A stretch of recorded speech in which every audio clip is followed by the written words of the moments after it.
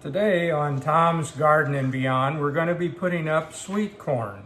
And I'm going to show you a technique that I use that seems to be very efficient and works really quite well as we go through these different stages that I'm going to show you how I work through putting up corn. Normally every year we put up about 5 dozen ears of corn at a time, which is what I have here today.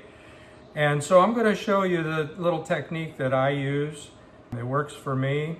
Maybe you'll get some information that you haven't had before that'll help you. But basically I take my ear of corn, and I like to have nice plump ears, not little wimpy ones.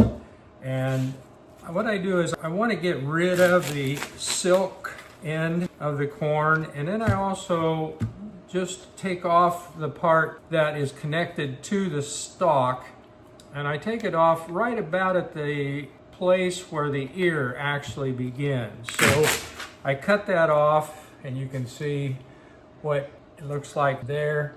And basically this is the first stage that I go through. I just cut those so that I can come back, and I'll show you what I do after I cut all of the two ends off. This is a little different than the way that I used to do it, or my family did it. And when I was growing up, we put a lot of corn up every fall.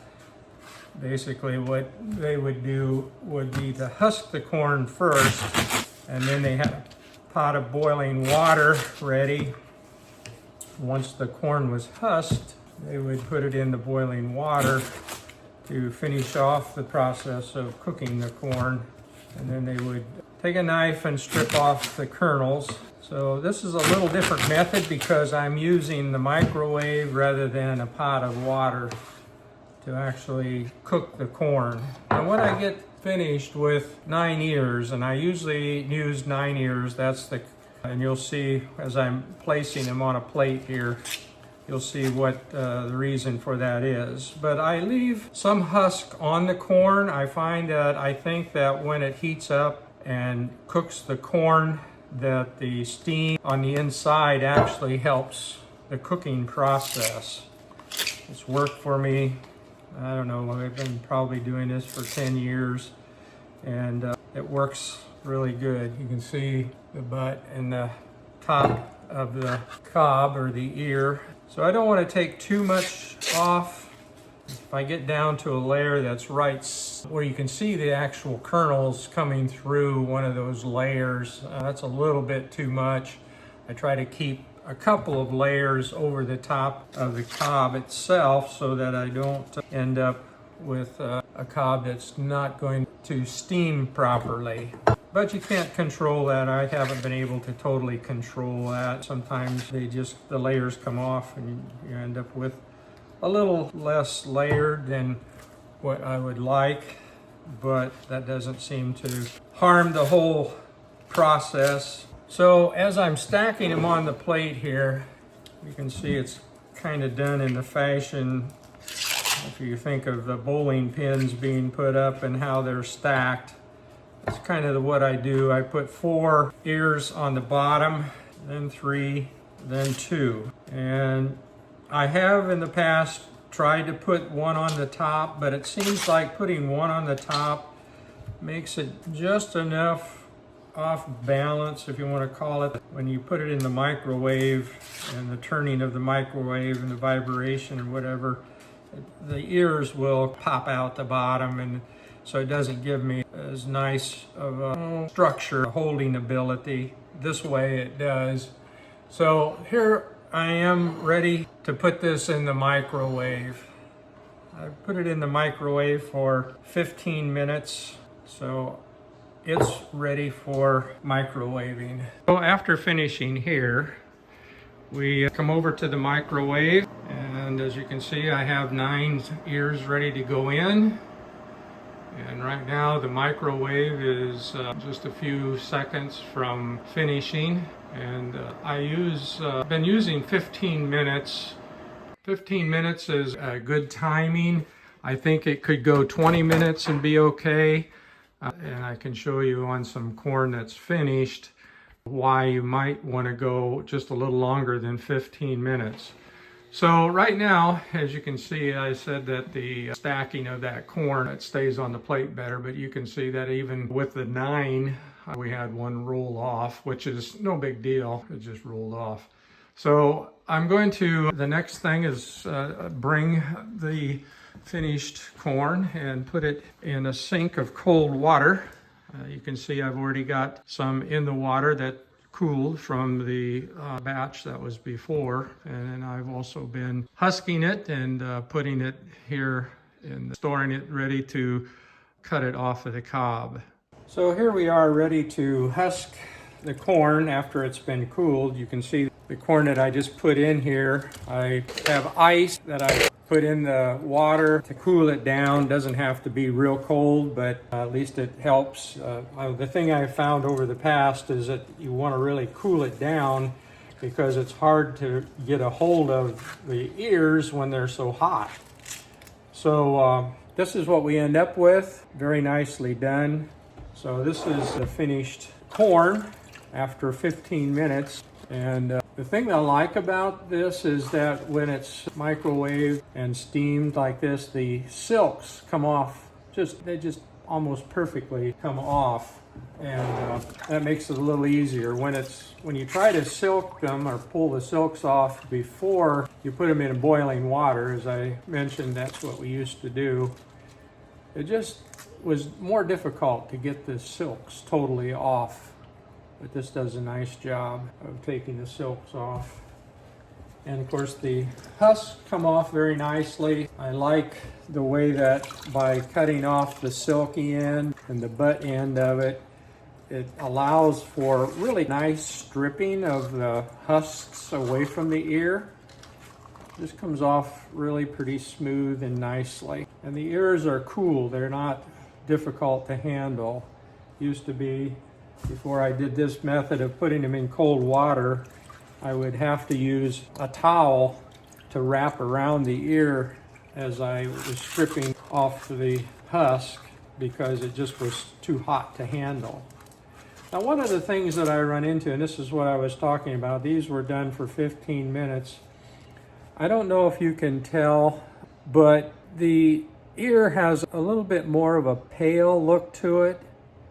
I'm convinced over the years that the kernels are cooked, but boy, just barely. You want something that looks like this. I don't know if you can tell the difference between the two.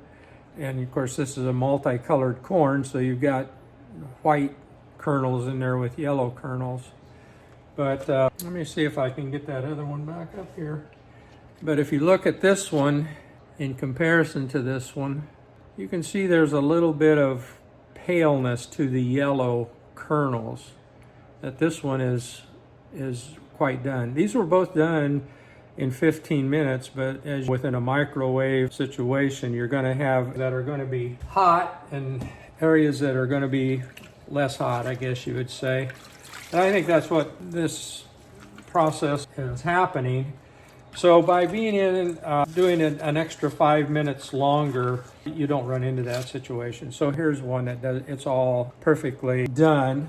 If I want to call the other that I was showing you as being a little less done, it's done. Over the years, we put that corn up, we freeze it, and even though it has maybe those areas that are a little bit on the pale side versus areas that are totally, I'd say totally done, they're still really good. I'd rather do them a little underdone than to have them overdone.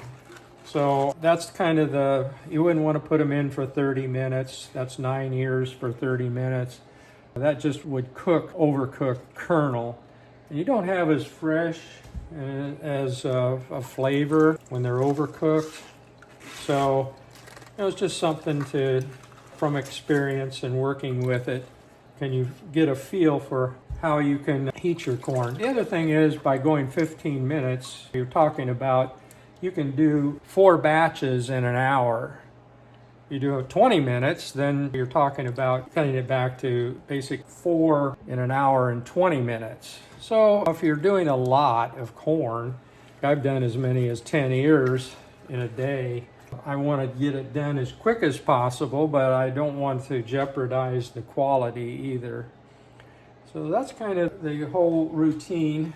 And of course the next part of this will be of stripping off the ears. And I've got a couple of different ways that I strip off the kernels off of the corn. So we're at this stage right now where we're going to be cutting off the kernels from the cob. And this has been sort of the traditional way of doing this. This is when I grew up as a kid, and we did our corn up in the fall like we're doing today. A boiling water technique where we boiled the ears and then we would take them out of the boiling pot and cool off the ears, much like I did today, and then we would cut off the kernels from the cob just like this. And the typical way of taking the kernels off the cob. However, it's a very slow process compared to a new way that I've been doing it, and I'm going to show that to you next. So you might say this is the knife technique. Does a nice job of stripping off the kernels. But I came by a new method here several years ago using a hand drill, and by making this little tool from a bolt.